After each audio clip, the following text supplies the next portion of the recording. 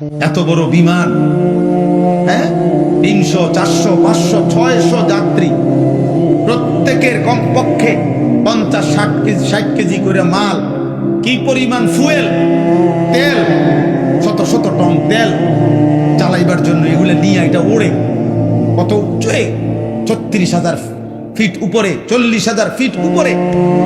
আল্লাহ তাআলা বলেন বাতাসকে এইভাবে নিয়ন্ত্রণ করে এই বিমান উঠতেছে, এটা আমি আল্লাহ তোমাদের অধীন করেছি। এই হজের সময় গত বছর হজ্জের সময় আমার বিবি আমার সাথে হজে গেছে, তো এই যখন বিমান আকাশে উঠতেছে আমার পাশে বসা, আমি শুধু এমনি বললাম আমি বধুনি মনে আছি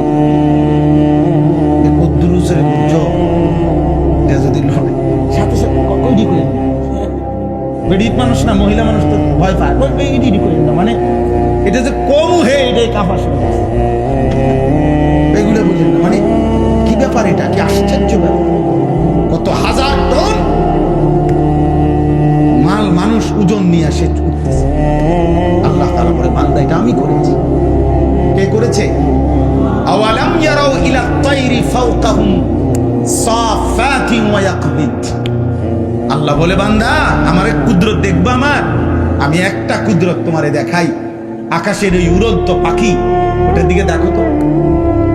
আল্লাহ বলছে আওয়ালাম ইয়ারাউ, আমার বান্দারা দেখে না, ইলা তাইরি ফাওকাহুম, তাদের মাথার উপরে যে পাখি উঠতেছে ওদেরকে বলেন ওটা দেখতে, দেখলেই ওরা দেখবে এই পাখি এটা শূন্যের মধ্যে বাতাসকে নিয়ন্ত্রণ করে একবার সাফাতিন আরেকবার ওয়ায়াকবিদ, একবার দুই পাখা বাহির কইরা ডানা ছড়াইয়া উঠতে থাকে, আবার এই বাতাসে শূন্যে সে ডানা গুটাইয়া স্থির হয়ে থাকে।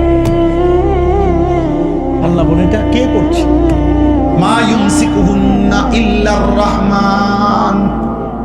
আল্লাহ বলেন পাখিকে শূন্যের মধ্যে এভাবে ডানা ছড়িয়ে উঠতে দেওয়া, আবার ডানা গুটাইয়া স্থির করে রাখা, এটা শুধু কেবল আমি আল্লাহ ছাড়া আর কেউ করছে না। কে?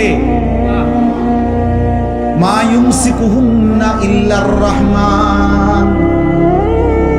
অথচ একটা পাখির ওজন যদি হয় আধা কেজি, মনে করেন আধা কেজি, এই আধা কেজি ওজনের পাখিটা এই পরিমাণ কোনো মাটি, এই পরিমাণ অন্য কিছু আধা কেজি ওজনের, এইটাই উপরে উড়া দোক, মানে এমনি ফিক্কা দোক, এটা তো বাতাসে থাকবে না, এটা নিচে পড়ে যাবে না, কথা বলে না তো, তাহলে এটা থাকে কেমন? পাখি এটা থাকে কেমন? মা ইউমসিকুহুন্না ইল্লার রহমান। আল্লাহ বলেন বাতাসের মধ্যে ওকে স্থির রাখছে আল্লাহ ছাড়া আর কেউ না। কে বলেন না? আল্লাহ বলে তো আমাকে দেখো, আমার ক্ষমতা দেখো, আমার কুদরত দেখো, আমার শক্তি দেখো। ইন্নাহু বিকুল্লি শাইইন বাসীর। আল্লাহ তাআলা বলেন আল্লাহ তাআলা সকল বিষয় এই সৃষ্টির প্রত্যেকটা নড়াচড়া তিনি শতভাগ পূর্ণ দৃষ্টিতে দেখতেছেন, কথা বলে না, শতভাগ। এই সৃষ্টির কায়নাতের কোথাও একটা সুতা, কোথাও একটা পাতা নড়ে না আল্লাহ তাআলার নজর এড়িয়ে।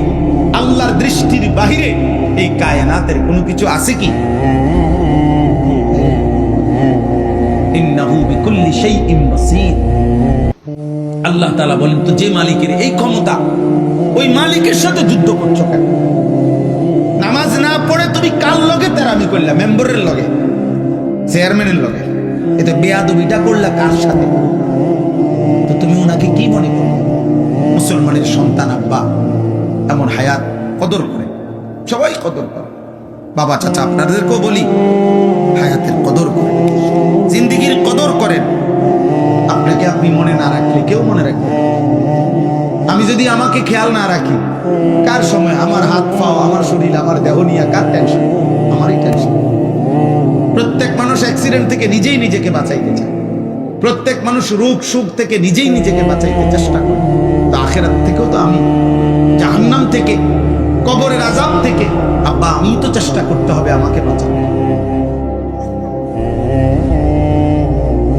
আমি তো চেষ্টা করতে হবে।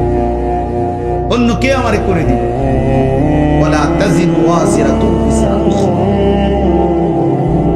আল্লাহ তাআলা কোরআন কারীমের মধ্যে বলছেন, ওয়া ইন তাদউ মুসকালাতুন ইলা হিমলিহা লা ইউহমালু মিনহু শাইউন ওয়ালাউ কানা দা কুরবা। কিয়ামতের দিন সবচেয়ে ঘনিষ্ঠ আত্মীয়কেও কেউ যদি কারো পাপের একটু বোঝা বহন করতে বলে, আল্লাহ বলে কেউ কোনো পাপের বোঝা, নিকটাত্মীয়, আপন স্ত্রী, সন্তান, মা বাপ, এরাও কারো পাপের বোঝা এক বিন্দু বহন করতে রাজি হবে না। ওয়ালা ইয়াসআলু হামীমুন হামীমা ইউবাসসিরুনাহু। আল্লাহ তাআলা বলেন এই চোখে সরাসরি দেখা সত্ত্বেও ঘনিষ্ঠ বন্ধু, অকৃত্রিম বন্ধু, কিয়ামতের দিন একজন আরেকজনকে দেখেও কেউ কাউকে কিছুই জিজ্ঞেস করবে না। ফাইযা নুফিখা ফিস সূরি ফালা আনসাবা বাইনাহুম ইয়াওমাইদিন ওয়ালা ইয়াতাসাআলুন।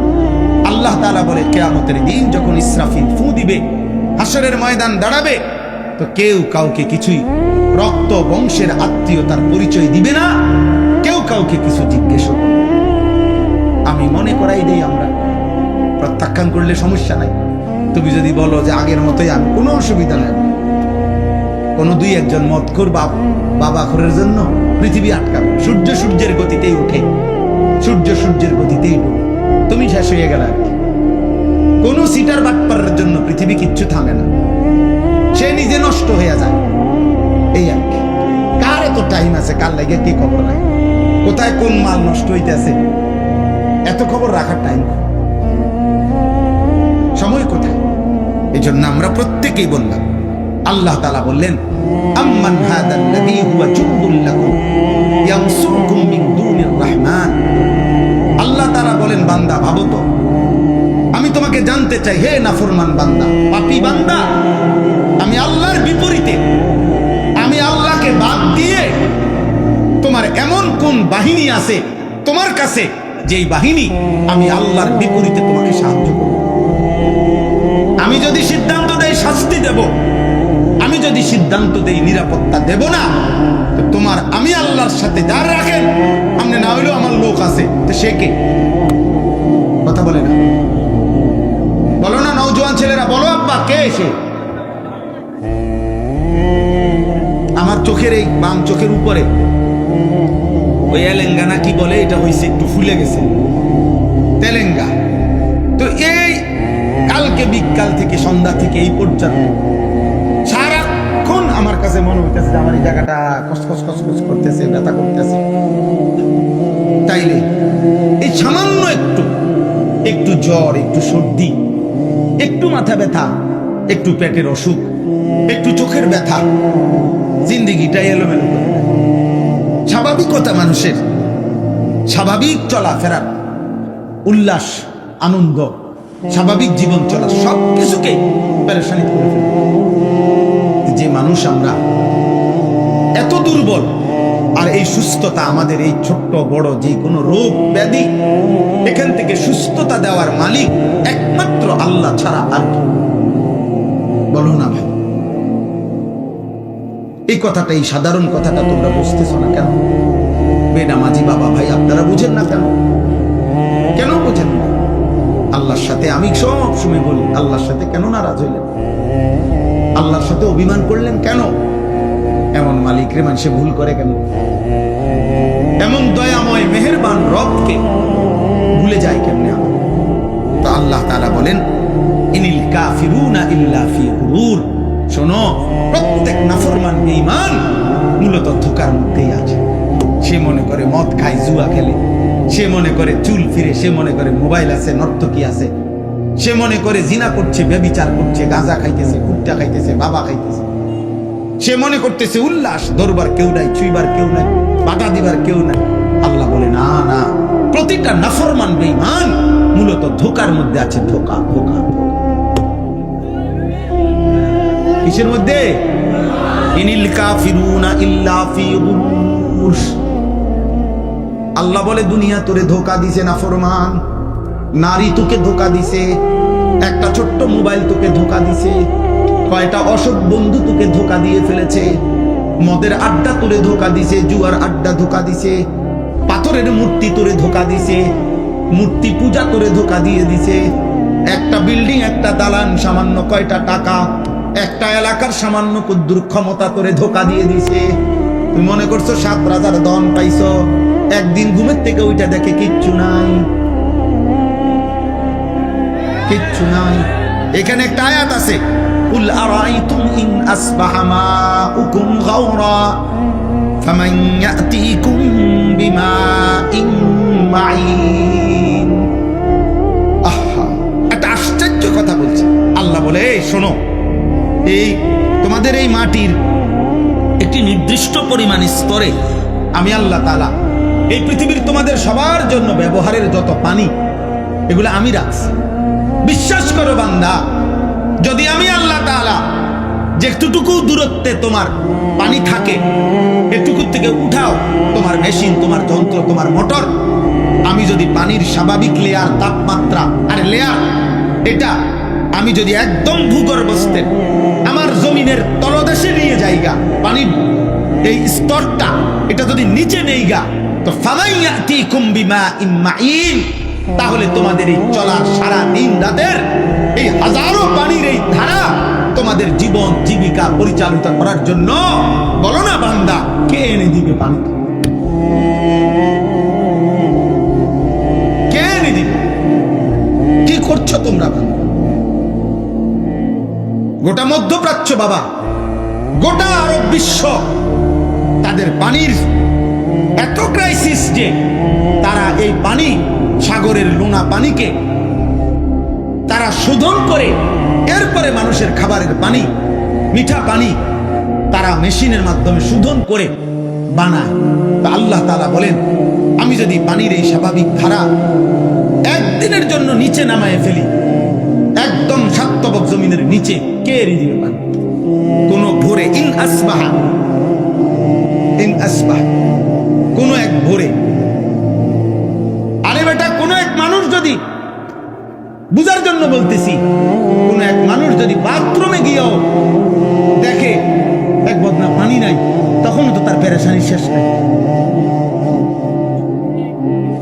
গোসলের মাঝপথেও যদি গিয়া দেখে ট্যাপে আর পানি নাই, এতটুকুর ক্ষেত্রে তো তার পেরেশানি শেষ নাই।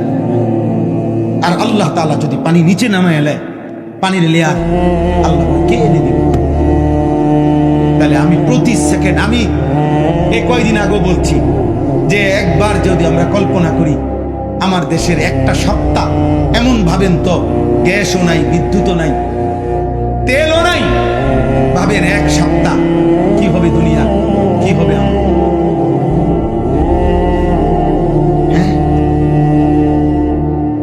কেমনে জীবন বাঁচবে? আরে আপনি বলেন এগুলো বাদ দেন, আপনি শুধু এটা ভাবেন যে এক সপ্তাহ আমার বাংলাদেশে, মনে করো ভাই যে এক সপ্তাহ শুধু লবণ, সামান্য প্রয়োজনীয় জিনিসটার নুন, লবণ নাই মনে করে, আর সব আছে মনে করে, শুধু নুনটা নাই, টোটাল নাই মনে করেন। আমার দেশের এই লক্ষ কোটি মানুষের রান্নার কি অবস্থা হবে? বাচ্চার খাবারের লোকমা উঠবে কেমনে? তাহলে একটু লবণও যদি আমাদের হারিয়ে যায়, আমাদের জিন্দেগি কি হবে? আমাদের যদি হলুদ রসুন, হলুদ পেঁয়াজ যদি সরে যায়, কি অবস্থা?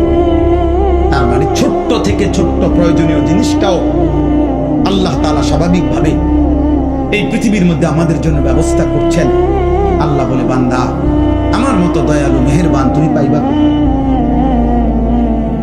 এমন মেহেরবান মালিক পাবা?